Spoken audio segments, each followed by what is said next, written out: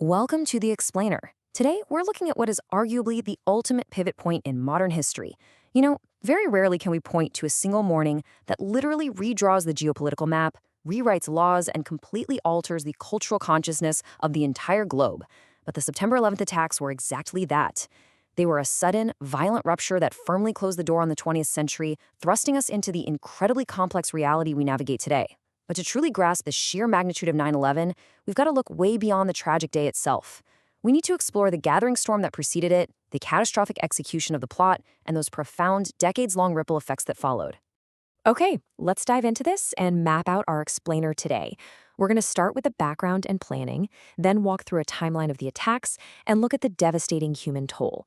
After that, we'll explore the massive shifts of the post-9/11 world before wrapping things up with some unresolved historical debates. Section 1. Background and planning. Let's look at exactly how this storm gathered.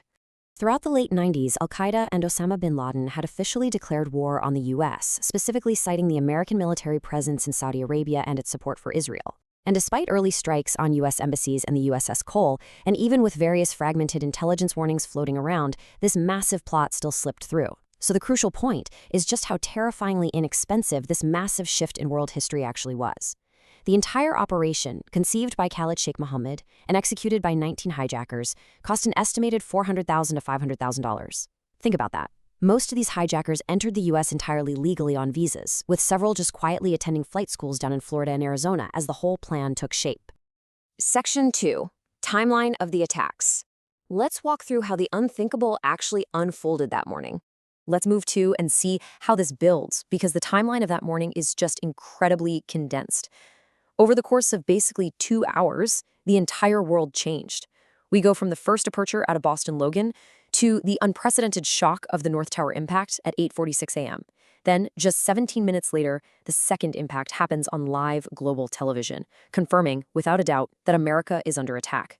Within the next hour, the Pentagon is struck, and the incredibly brave passengers of Flight 93 forced their hijacked plane to crash in Pennsylvania, preventing what would have been a catastrophic strike on the nation's capital.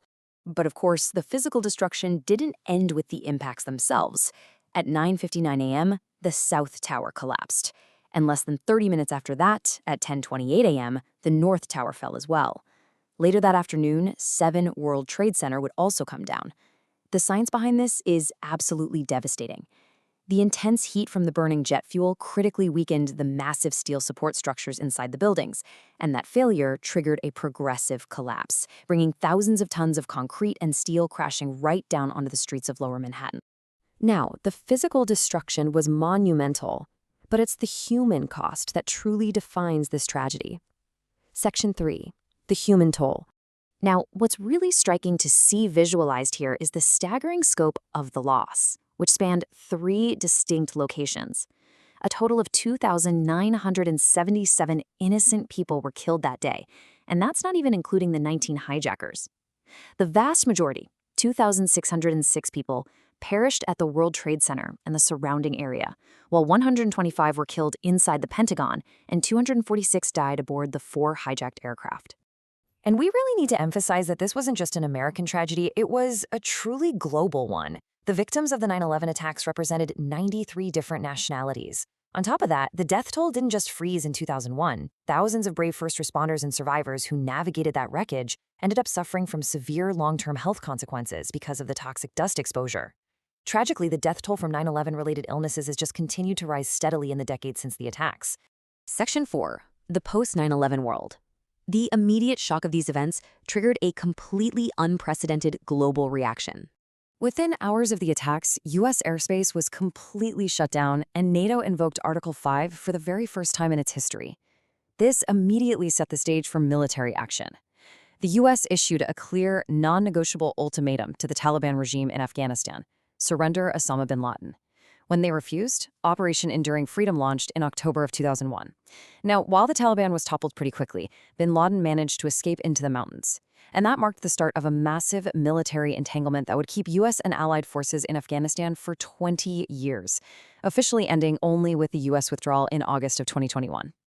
Back at home, the cultural and bureaucratic shifts were just as seismic. I mean, think about how this affects your daily life even now.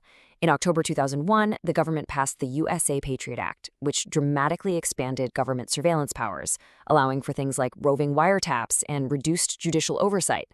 Then, in 2002, the Department of Homeland Security was created. This was literally the largest reorganization of the U.S. government since World War II, consolidating 22 different federal agencies into one. And of course, the TSA, the Transportation Security Administration, was born, completely transforming how we experience global airport security. All of this became the new normal, fundamentally shifting the American sense of security, and, regrettably, also sparking a sharp rise in Islamophobia and discrimination against Muslim Americans. Section 5. Unresolved Historical Debates. Decades later, the dust has settled, but the historical legacy is anything but clear-cut. First up, were the attacks preventable? Back in 2004, the 9/11 Commission released its final report, and they didn't just point fingers at individual mistakes. They identified catastrophic, systemic failures in intelligence sharing, particularly between the FBI and the CIA. This huge revelation led to sweeping reforms across the U.S. intelligence community, but it also left a lot of people wondering if better communication could have stopped the plot entirely. Another deeply contested debate surrounds the 2003 invasion of Iraq. Now, historical records show that Iraq actually had no proven connection to the 9/11 attacks, but the Bush administration linked the broader war on terror directly to Saddam Hussein. For historians today, the invasion of Iraq remains one of the most controversial foreign policy decisions of the modern era. It constantly raises ongoing questions about whether 9/11 was utilized as a pretext for a pre-planned conflict. Domestically, the debate really centers on civil liberties. Did the massive security state erected after 9/11 fundamentally alter American democracy? The Patriot Act remains one of the most hotly debated pieces of legislation in modern history. You have this constant, ongoing friction between maintaining national security and protecting individual civil liberties. It's a direct byproduct of that post-9/11 political landscape, and honestly, it's a tension we are still actively wrestling with today. And this brilliantly illustrates the monumental long-term consequences of those decisions. Remember earlier when we noted the attacks cost al-Qaeda roughly $500,000? Well, the ensuing wars in Afghanistan and Iraq cost the United States an estimated $6 trillion. That is an astronomical figure. But beyond the staggering financial burden, these conflicts cost hundreds of thousands of lives. So the fierce, unresolved debate among historians and citizens alike is whether this massive expenditure of blood and treasure actually made the United States and the world any safer. Which brings us to our final thought. The September 11th attacks were not just a localized tragedy. They were a systemic shock to the entire globe. From the way we travel, to the surveillance we accept, to the geopolitical alliances that define our world stage, the echoes of that Tuesday morning are quite literally everywhere. So as you process the timeline, the human toll, and the massive political aftermath we've explored in this explainer, ask yourself, how does the rupture of 9/11 continue to dictate the reality we live in today?